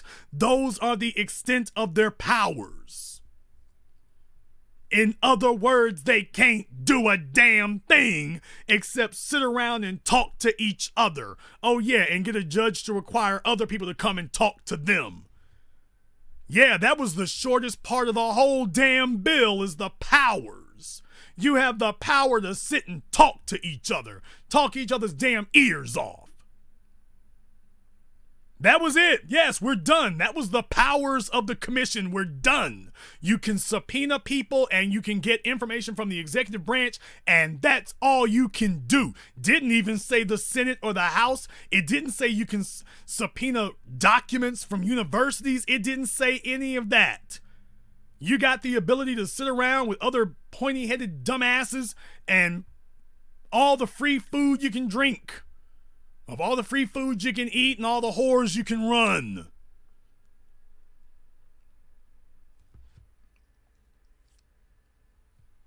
Now, I'm going to skip ahead down here. Well, you know what? Let me not skip because it's only 3 parts. The administrative provisions section is actually longer than the powers of the Commission. It's a little bit longer, but this part, section 6, which is right after powers of the Commission, administrative provisions is actually longer. The administrative provisions is longer than the powers of the Commission. A. Staff. The Commission may, without regard to Section 5311B of Title V, United States Code, appoint and fix the compensation of such personnel as the Commission considers appropriate. Well, there just went those budgetary restrictions they told you about. Applicability of certain civil service laws. The staff of the Commission may be appointed without regard to the provisions of Title V, United States Code, governing appointments in the competitive service, and without regard to the provisions of Chapter 51 and Subchapter 3 of Chapter 53 of such title relating to classification and general schedule pay rates, except that the compensation of any employee of the Commission may not exceed a rate equal to the annual pay of basic pay payable to GS 18. Experts and consultants, that's part C. The Commission may procure the services of experts and consultants in accordance with the provisions of Section 3901B of Title V, United States Code, but at rates for individuals not to exceed the daily equivalent of the highest rate payable under Section 5332 of such title. Administrative support services. The Commission may enter into agreements with the Administrator of General Services for procurement of financial and administrative services necessary for the discharge of the duties of the Commission. Payment for such services shall be made by reimbursement from funds of the Commission in such amounts as may be agreed upon by the Chairman of the Commission and the Administrator. E. Contracts. The Commission may, 1. Procure supplies, services, and property by contract in accordance with applicable laws and regulations and to the extent or in such amounts as are provided in appropriations acts, and 2, enter into contracts with departments, agencies, and instrumentalities of the federal government, state agencies, and private firms, institutions, and agencies for the conduct of research or surveys, the preparation of reports, and other activities necessary for the discharge of the duties of the Commission to the extent or in such amounts as are provided in appropriations acts. Now, that part I just read for you, that they have the power, that they have the ability to enter into contracts with departments, agencies, and instrumentalities of the federal government, state government, and private firms, institutions, and agencies. So in other words, if they want to pay the Pew Research Center and a bunch of white folk to do a survey, they got the ability to fund that. Your black colleges where the lazy ass professors are sitting at, they can go break a little bread to them for a bull jive ass survey or study. So they get to pass all kinds of money around to their friends. And if you read the bill, not only do they tell you they want to pass money around, they also tell you how much they want to pass around, which brings us to Section 8, the last part of Representative Sheila Jackson Lee's HR40. This is the final sentence of it.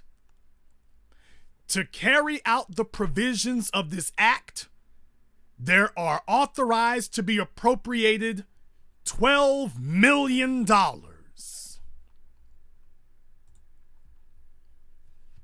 So Sheila Jackson Lee is saying that they want Congress to provide $12 million so they can study if black people should get reparations and in what form those reparations might, not should, but may occur. So if they decide at the end of their commission they're giving us 15 tons of gummy bears is reparations, guess what? You got it. $12 million is what she's asking for. And she's already told you, remember, she already told you that if Congress does not approve the $12 million, then the commission cannot form.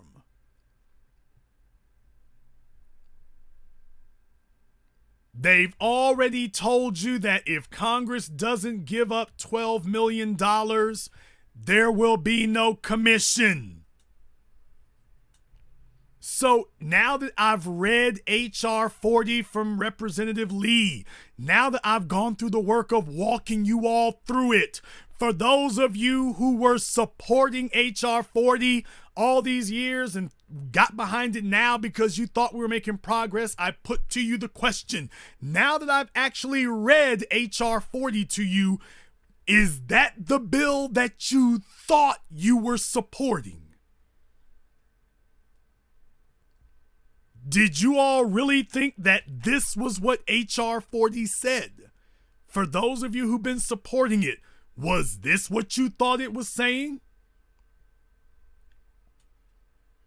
Did you all see all of these traps and back doors and self-sabotaging instruments that are in this thing? That she's saying when Mitch McConnell and Representative Steve King and finally Donald Trump, if it needs to get that far, because there are ways to appropriate things that don't necessarily need the president. $12 million, you might be able to get that taken out of something else. Might be able to get that $12 million from somewhere else. But do you all think that Mitch McConnell and Representative Steve King and Representative Peter King, do you all think they're gonna approve the $12 million for this reparations commission? You think that's gonna happen? Now that you've actually seen what this bill requires, do you actually think this is practical? How many of you thought this is what you were voting for?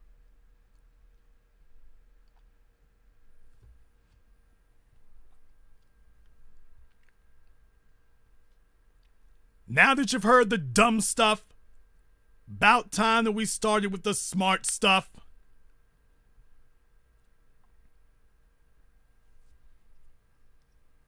There's a reason why commissions are a fraud. There's a reason why commissions are a lie. Commissions are brought together for the purposes of stalling, delaying, detouring, obfuscating and concealing. They are not brought together for the purposes of doing anything. Do you know what you do when you want to do something? You get up and you do it. When they wanted to pass the 3 strikes legislation, will someone please explain to me the commission that studied the need for 3 strikes? When they wanted to have their disparities in sentencing for crack cocaine versus powder cocaine, somebody tell me the commission that was gathered to study that. When they wanted to change the statute of limitations in California after Michael Jackson was not found guilty the way they wanted him to be, tell me the commission that was gathered for that. When it's time to talk to us, all of a sudden we need a commission. But it gets even worse than that. It gets even worse than that because when you understand that this is what these people do, and this is how these people live, when you understand that, then you realize that commissions are a fraud. When President Kennedy was assassinated, they called together the Warren Commission to determine what happened. Do you all remember the results of the Warren Commission? How many of you have studied the results of the Warren Commission?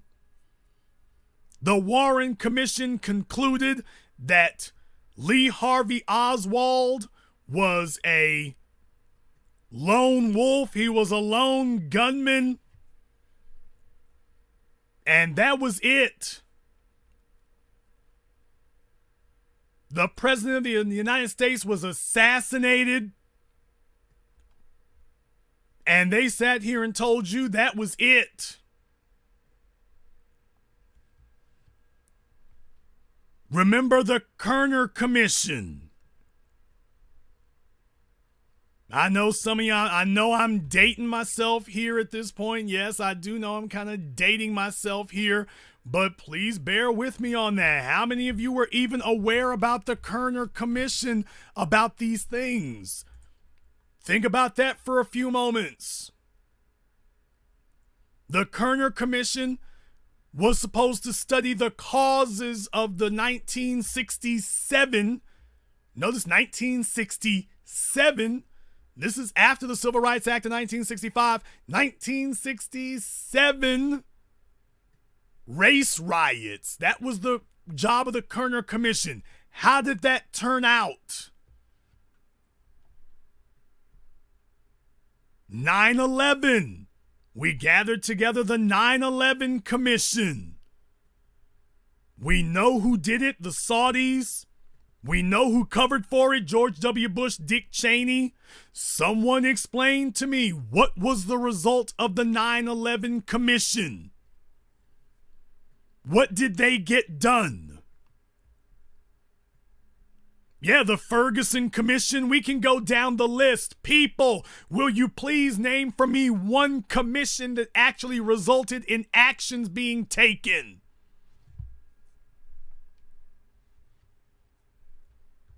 Tell me one. Tell me one time that occurred. I'm listening. Tell me when they actually did that. I'm waiting for you to tell me when. Show me a commission that actually resulted in a damn thing. We can name every commission that's ever been established. When people want to get things done, they don't call a commission, they just go ahead and get it done. You call a commission when somebody who you don't want to do anything for is asking for you, is demanding you do something and won't settle for less. So you see if they'll tolerate a commission. Let's see if they let us sneak in a commission.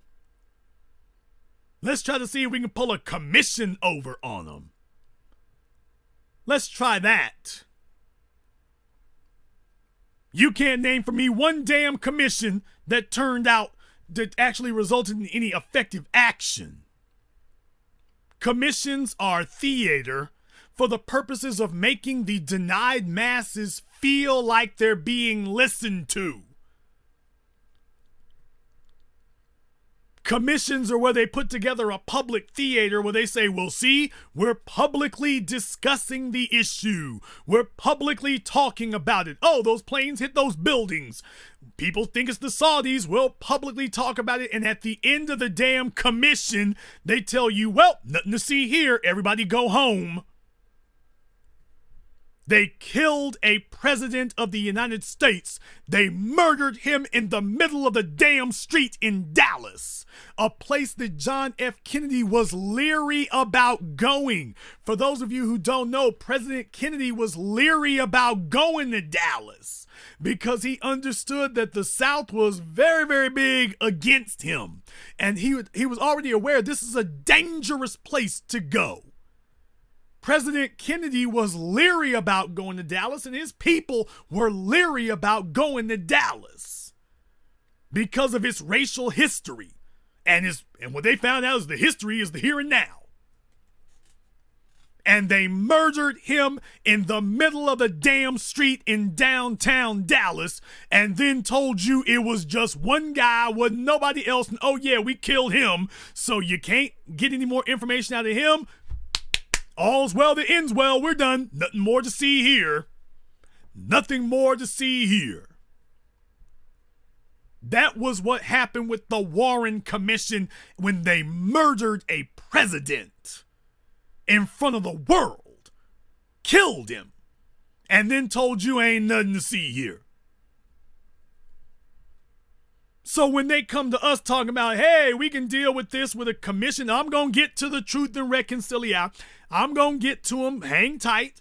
You didn't think I was going to talk about commissions and leave out the most infamous one in history.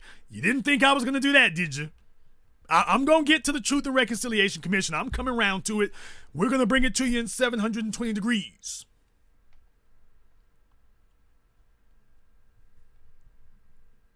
When they come to you talking about a commission, you need to not be gullible and dumb enough to believe that the commission is going to be anything more than talk. When the commission gets done, they're going to tell you, yeah, that show is bad, but we shouldn't do anything. Now that we've looked at it, there's nothing more to see. Yeah, that was kind of screwed up what happened. Everybody go home now. Everybody go home. That is the result of all these, quote, commissions. Everybody go home. Now, when they want to do things to black people, doesn't require a commission. They can get that done with one or two people. But when it comes time for us for reparations, they bring us the John F. Kennedy, 67 race riots, 9/11 truthers commission talk. So that means they're going to try to sweep it under the rug if we accept it. And the Truth and Reconciliation Commission is the epitome of the reasons of why when anybody says the words commission to you, you run their ass out of the room on an ice cream cone. The Truth and Reconciliation was nothing more than legislated treason. F.W. de Klerk, as a condition, for those of you who don't know, and you can look up the history of it, as a condition of releasing Nelson Mandela from prison, F.W. de Klerk had negotiated that whites would not be punished they would not be punished by the government for any of their crimes that they committed against black people. That was the stipulation for releasing Mandela from jail and for them seemingly stopping what they were doing, which we all understand now didn't happen. The one requirement was that, okay, we'll release him from prison and we can stop with open apartheid, but you have to agree that there will be no repercussions, no retaliation, and no retribution against the white population for their crimes against you, and that includes rape, infanticide, and murder. Remember on this program, I talked to you about Charles DeCock.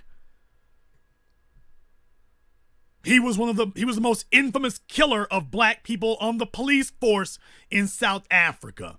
And essentially they did nothing. Negroes talking about forgiving him. That was the result of the Truth and Reconciliation Commission.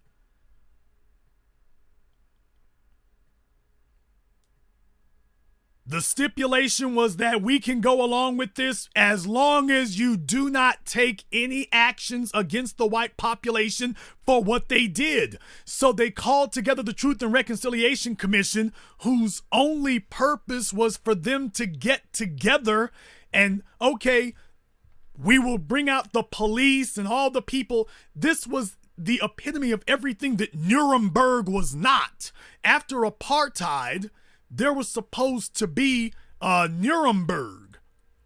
We were supposed to get together and we were supposed to gather together all the criminals like they did in Nuremberg, Germany with the Nazis. We were supposed to gather together all the criminals, and that includes de Klerk, who had committed the crimes against us during apartheid. We were supposed to gather together all the perpetrators and put them to death. But that isn't what happened. They had negotiated that what you will do is, yeah, we'll have a Truth and Reconciliation Commission where we'll get together and we'll confess our sins and we will all agree to let bygones be bygones. That was the Truth and Reconciliation Commission. That was the condition that was required with the Truth and Reconciliation Commission. Yeah, you can bring us out. I mean, notice that this is a running theme. You think that you're doing something really slick and revolutionary by getting racist white society to confess to their racism? You thought you were doing something really big and momentous by getting them to confess to it. They don't have a problem confessing to it. They don't have a problem of coming clean about it, so long as there will be no repercussions and no punishments. They'll sit here and tell you all day, you know why? Because they're proud of it. They are proud of their record of brutality and violence and murder of black people. They're proud of it. This was how the West was won. They are proud of their record of atrocities committed against us. It is a point of pride. They sit around the kitchen table and brag about which one of them was able to do worse. Then they get in front of you and all of a sudden act like they disowned it. The entire purpose of the Truth and Reconciliation Commission was to have some public catharsis for apartheid without actually addressing any of the atrocities of it. And I'm not making that up. The Truth and Reconciliation was if you were white and accused of a crime during apartheid, that the most we could do is get you to confess to it. But that we're not going to round you all up and execute you like they did the Nazis at Nuremberg. That was what de Klerk had negotiated. And that's why when, quote, apartheid was over, it wasn't actually over. And black folk are still behind the damn 8-ball now. You know why?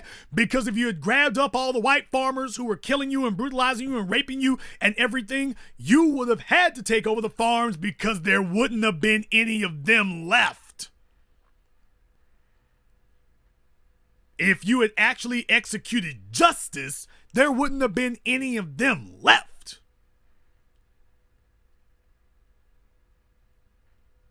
Not a one. The police department would have been gone. The Afrikaners, the whites in the damn government, every single one of them would be gone. And that's what should have happened. That's what should have happened. It should have been Nuremberg. And instead it was Big Bird. We got together and they told us, okay, everybody just needs to learn to forgive and whatever. You know what? After we finish executing all of you, then we will discuss forgiveness. That's what should have been said and should be said now, which is why I salute revolutionaries such as Julius Malema and the EFF. We can discuss forgiveness after we have meted out your punishment. We can discuss forgiveness after we have executed punishment against you.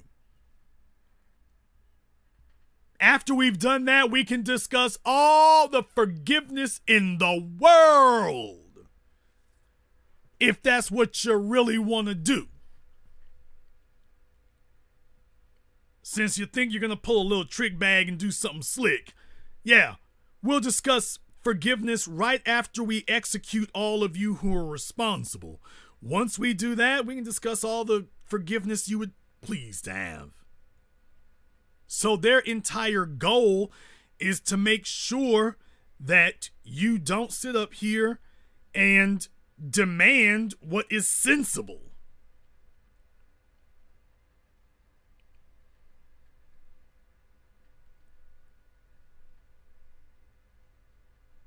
So if somebody brings up the Truth and Reconciliation Commission,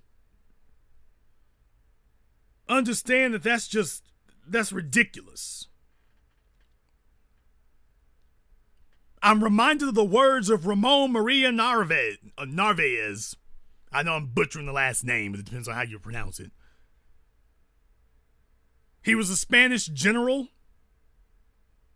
and when he was on his deathbed, a priest asked Ramon if he forgave his enemies.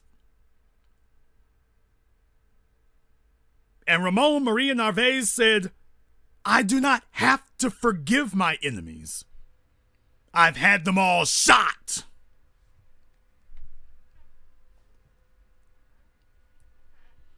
Brothers and sisters, I want us to get to a point where we don't have to forgive our enemies anymore, because we have no more enemies to forgive.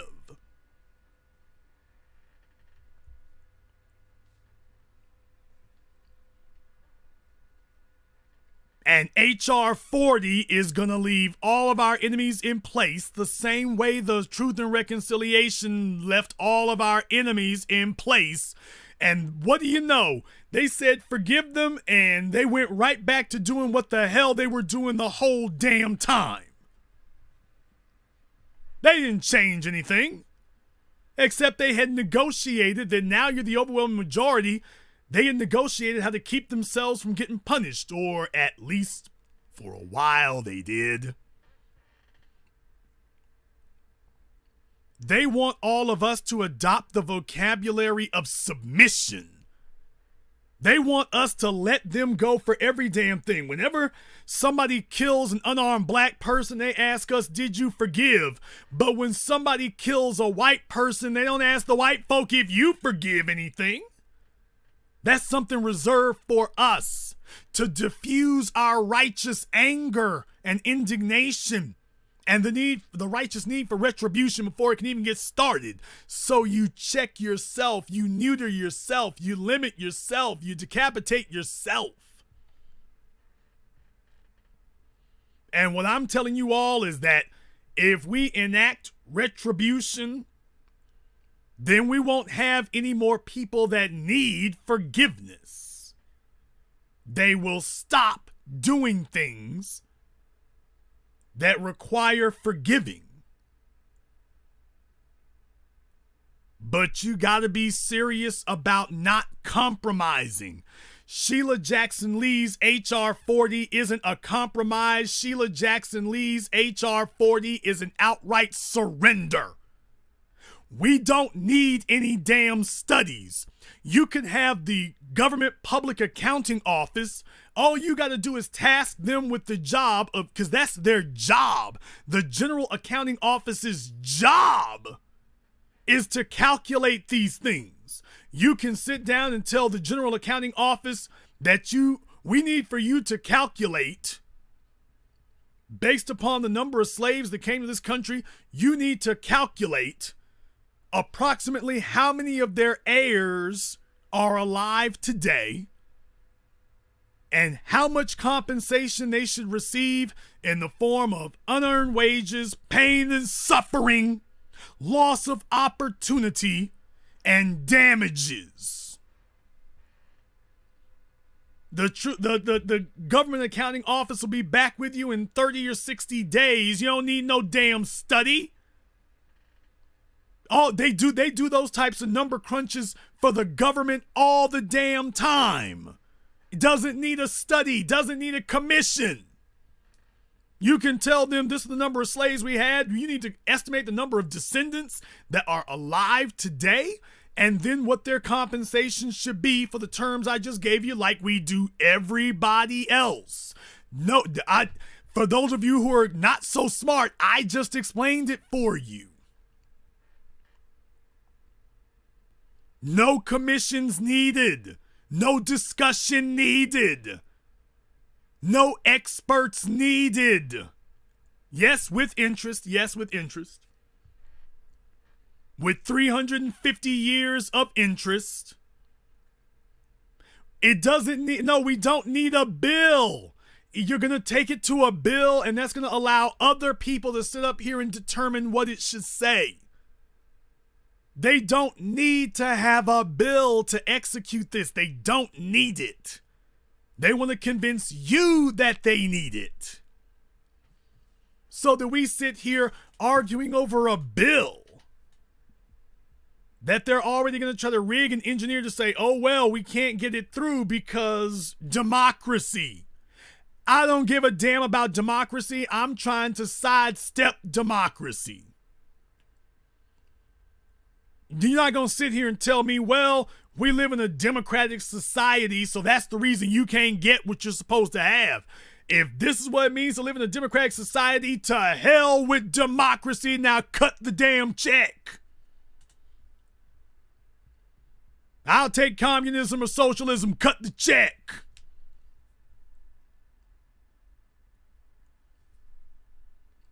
We don't need to sit up here and argue over bills. They get us arguing over bills, and then we all start fighting over, well, should it be this high or that high? Can we get this senator or that senator to agree? This person or that person, there's where we get it wrong.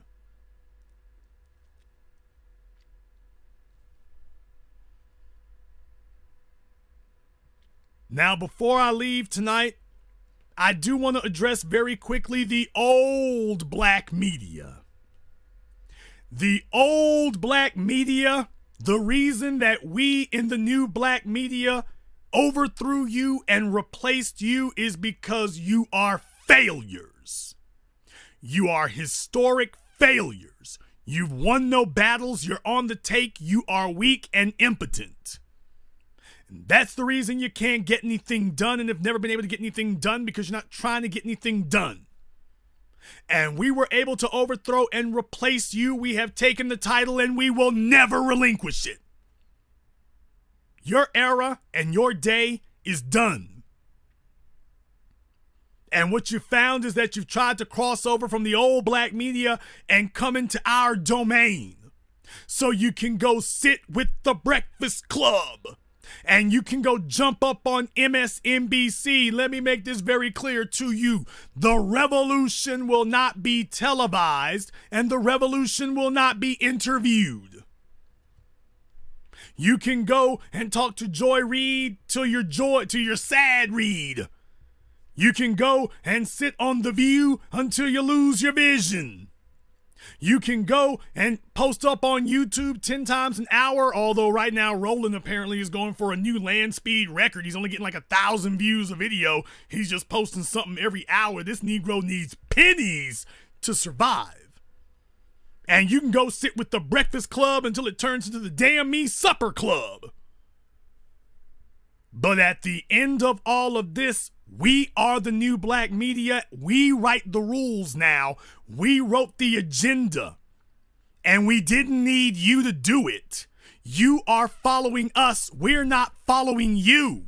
You are talking about us because we are leading the narrative. And you will continue to be mad and you will continue to hate. And eventually, some of you niggas are going to have to go get real jobs. Because let me tell you something right now. It's not an accolade or a good thing on your resume to tell people that you ran 11 black newspapers and then the newspapers are out of business or barely in business. If you weren't able to triple their readership everywhere you went, that's not something to brag about, my dude. And you really shouldn't be talking about media platforms at all, because now you're trying to claim that you set people up and you got people put on. Explain something to me, and I'll say his name one time. Explain something to me, Roland Martin. You claiming that you put on other people and that other people got put on because of you and other people got jobs at other networks because of you. Roland, if that's true, if you put other people on, explain to me, how is it that you put other people on, but you haven't been able to put your damn cell phone? Explain that to me, Roland. You claim to be so good at putting other people on, and yet you ain't been able to do it for yourself? You couldn't put yourself on? You went to Linden Club and got a loan so you could set up a YouTube program, and you think that's going to compete with us? Brother, the reason you're failing isn't because you didn't take out a big enough loan to get a couple of LEDs, LCDs, or whatever, plasma screens for your set. It isn't because you don't have fancy enough tables or fancy enough bar stools for your guests to be sitting on. Bar stools, my God. And it's not because you don't have enough damn me fluorescent red sweaters, Roland. It's not because of that either. The reason it ain't working for you, brother, you can go buy all the TV monitors you want, all the bar stools you want, all the funny ass tabletops you want, and all the red parka, fluorescent green, orange, red, and blue knit sweaters that you want to. But it doesn't work for you because you don't speak for the streets. The streets recognize you for the phony you are. They know you as that dude they can't trust. You don't speak for the streets. So Joy Reid, you're a stranger to the streets, baby. That's why don't nobody fool with you. You're a stranger to the streets. The streets don't know you. Gayle King, the streets don't know you. Oprah knows you and that's it. The streets don't know you. Roland, the street don't know you. Joy Reid, the street don't know you. Van Jones, the street don't know you.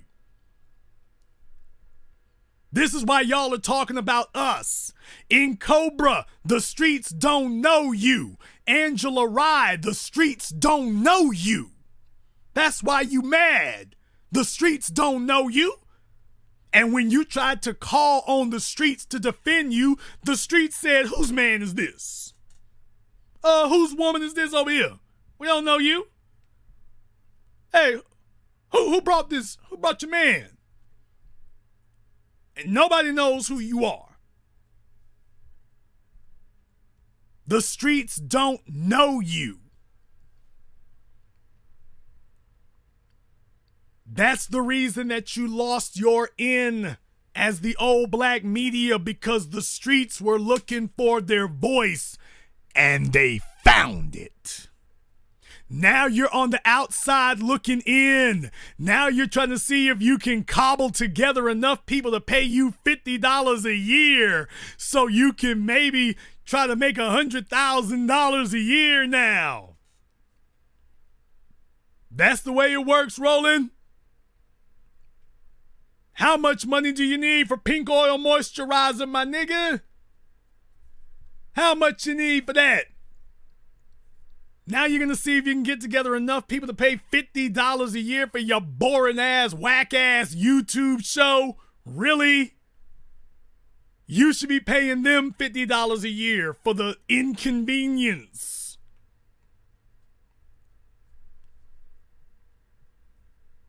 They're going to sit up here and subsidize your red sweater budget. We don't know you. The streets don't know you. And you can stand on the outside looking in all you want. It's not going to change it. And right now, you're very, very worried. You're very, very worried right now because you lost your in with TV1 and CNN said CNN has blacklisted you and gotten other folk to see if they can go around working with you. Now you're in a bad spot. You threw Donna Brazile under the bus and then tried to yank her back out from under it.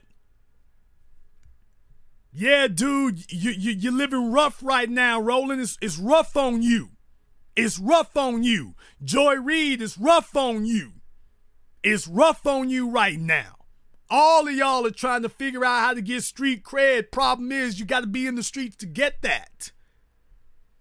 You all don't belong to the streets, you belong to massa. And every time you open up your mouths, you prove it. So for Roland to do what I predicted he was gonna do, if you'll all remember, I predicted it. Now that he's lost and he can't get the white folk to take him back, he thinks he's gonna try to play this good cop, bad cop. He thinks he's gonna tell CNN and MSNBC that you all better hire me and you better do business with me, because if you don't, then black society is going to end up being steered by the Jason Blacks. That the new black media is going to be where black people get their direction from. So y'all better hire me and better keep me relevant, because if you don't, there are already other forces at play that the people are getting direction from. So you better break me off. You better keep me in the loop. You better keep inviting me. Otherwise, them new black media folk gonna get you.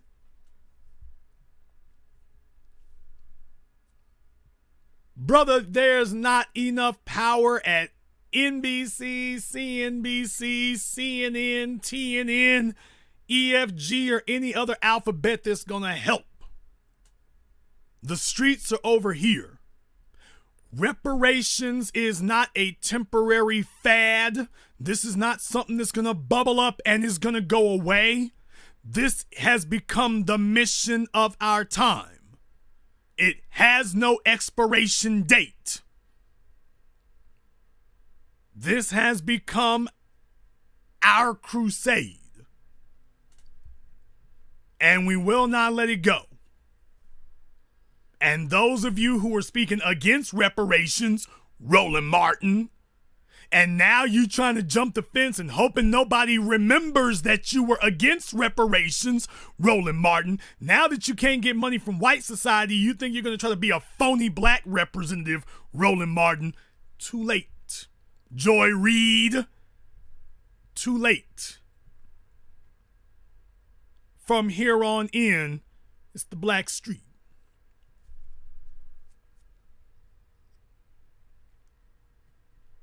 If you have not been to our website, blackchannelfilms.com, that is blackchannelfilms.com, go and check out our documentary work, 7 a.m., Gentrified, Ethnic Cleansing American Style, and our new documentary film, Race War. Now available on Amazon as well as a 3-disc version. There have been a bunch of people. I know you've been yelling and screaming for 7 a.m.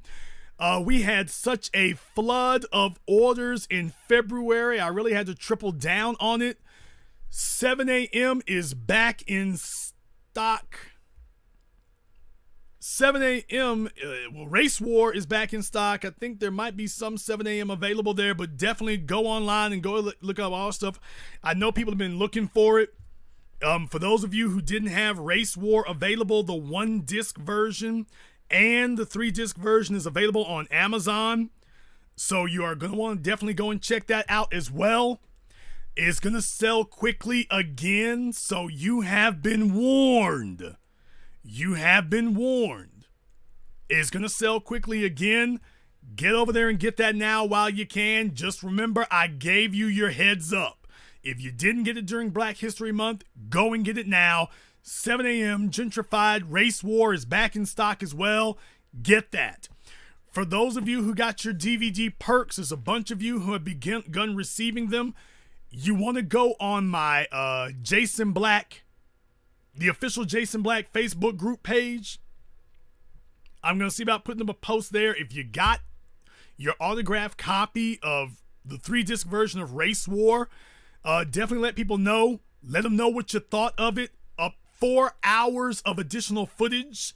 You're going to want to know about that as well. That'll definitely be available for you to do that. So I want you to let people know what you thought of what you saw. I want you to let people know what you thought of the additional footage. I did this as a labor of love, and I want everybody to give their feedback on this. If you have not received your autographed copy of it, just be patient. We are literally sending out 300 of them a day, 200 or 300 a day. So I'm writing as fast as I can because, as you all know, I don't just write my name. I write a message on it. The posters and stuff, hang in there. Everybody who hasn't received it, just hang in there. Help is on the way. It's coming. blackchannelfilms.com. Be there. You have been gamed up 100% on HR40, on reparations, why HR40 is a lie and a stalling tactic, and why you should spread the word about why Sheila Jackson Lee's HR40 is a lie, a scam, and a fraud. So everybody knows, so we're not sitting up here supporting another damn trick bag. And this concludes tonight's broadcast of the BlackChannel.net radio program. I am your host, your brother, your humble servant, the Black Authority. And until next time, my brothers and my sisters from around the world, remember, black is the future, and the future is cutting the check.